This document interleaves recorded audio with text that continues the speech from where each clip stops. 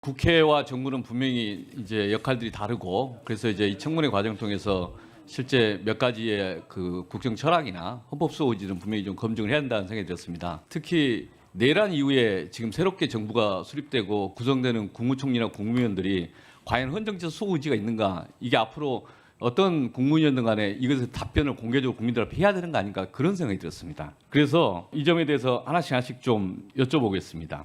실제 지난번 12월 13일 제가 대정부 질문하면서 내각에 있는 분들한테 이걸 내란이라고 왜 인정을 안 합니까? 이렇게 철학이 없고 원칙이 없는 사람들이 어떻게 헌법 수호 의지가 있습니까? 다 사퇴해야 되는 거 아닙니까? 실제 제대로 사퇴한 사람이 없었습니다. 그 이후에 제가 다시 대정부 질문하면서 자료를 좀 뒤져보니까 페루 이야기입니다. 2022년 페루.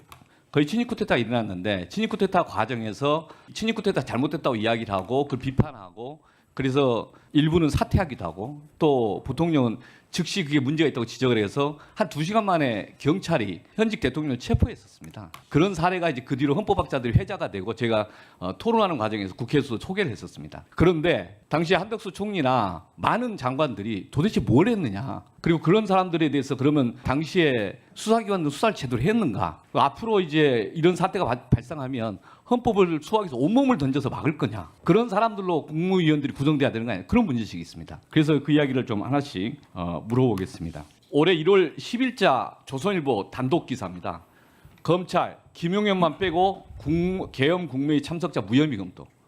한 달 열심히 수사한 것 같았는데 나중에 이런 식으로 해서 이 문제 제기가 그 뒤로 한 일주일 됐었습니다. 그 뒤로부터 내란 수사가 제대로 됐느냐, 완전히 흐지부지 됐습니다. 그 당시에 검찰 특수부문을 제대로 했느냐, 정말 실망했습니다. 그 앞에 이제 화면장 보시면 비합본 사용자들, 그 당시에 대통령실 또는 경호실 그리고 정부의 그 누군지 모르겠지만 비합본 사용했던 사람들, 이 사람들의 수사 제대로 됐는가, 그리고 이런 사람들이 계속 활보했던 거 아닌가.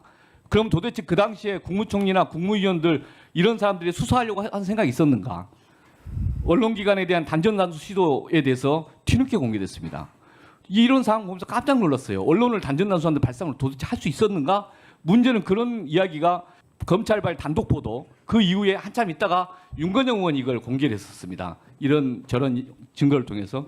그래서 그와 관련해서 소방청, 그 소방청 위에 있는 행안부는 어떻게 됐는가, 지금 수사 진행되고 있지 않습니까? 한덕수 총리 이야기입니다. 한덕수 총리가 12월 3일 그날 밤 뭐 했는가도 의혹이 있어 지금 피의자로 조사받고 있지만 12월 5일 비상계엄 선포문을 사후에 서명했다는 겁니다. 의정비서관인가 그 부속실장인가 누군가 와서 서명하라고 해서 그날 한덕수, 김용현 서명하고 그리고 그 하루인가 이틀 있다가 윤석열 대통령 서명하고 그리고 나서 회수했습니다. 그러면 그 이후에 일주일 동안 하는 과정에서 내란을 사실상 사후에 합법화하려고 했던 거 아닌가. 이런 사람들이 계속 활거하고 또는 했으니 지난 수개월 동안에 내란 수사가 제대로 됐겠는가. 그래서 내란 특검 발족됐지만 많은 증거 확보나 이게 하는 과정에서 철저하게 이거 협조해야 된다. 증거 제출할 거 제대로 제출해야 되고 이 분명히 협의를 한다고 생각, 어떻게 보십니까? 그렇습니다. 예, 다음 보시겠습니다.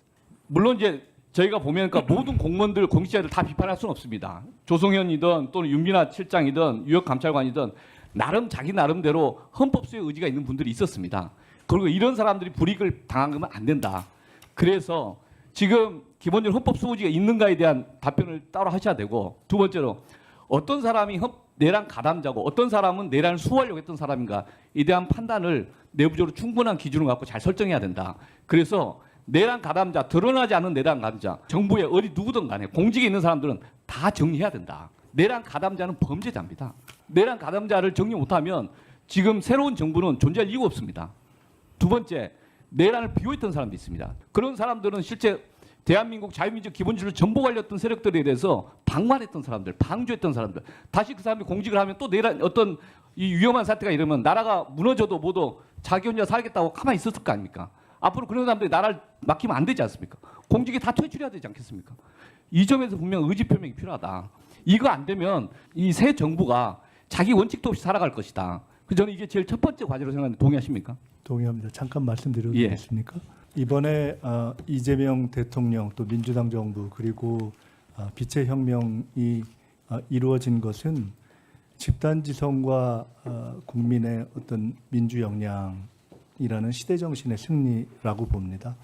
개인적으로 저는 이번에 정부의 고위 공직자들 그리고 군의 고위 간부들 등 또는 사법기관의 고위직들을 보면서 국민들이 과연 우리 사회에서 지식인과 엘리트란 무엇인가에 대한 근본적 회의나 허무감을 가지지 않으셨을까라는 생각을 하게 됩니다.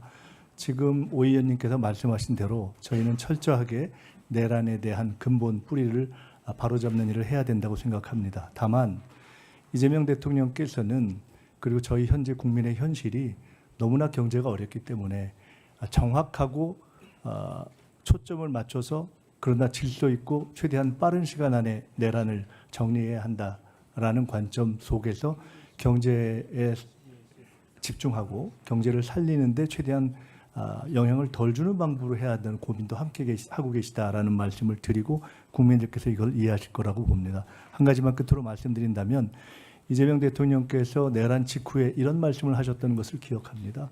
군의 간부 또는 중간 간부 가운데서도 사실상 소극적인 대처를 통해서 실제로 쿠데타가 진행이 덜 되게 했던 분들은 사실상 기여한 것이 아니냐. 우리가 앞으로 군이든 또는 관료가 됐던 이러한 내란 척결 과정에서 과도한 어떤 범위의 확산으로 피해가 되지 않게 하는 것도 고민해야 된다는 문제 제기를 일찍 하셨고 그것이 우리 사회의 역동성을 살리기 위해서 우리 공직사회가 또한 같이 고민해야 될 일이다. 새 정부의 과제다라고 생각하고 있습니다.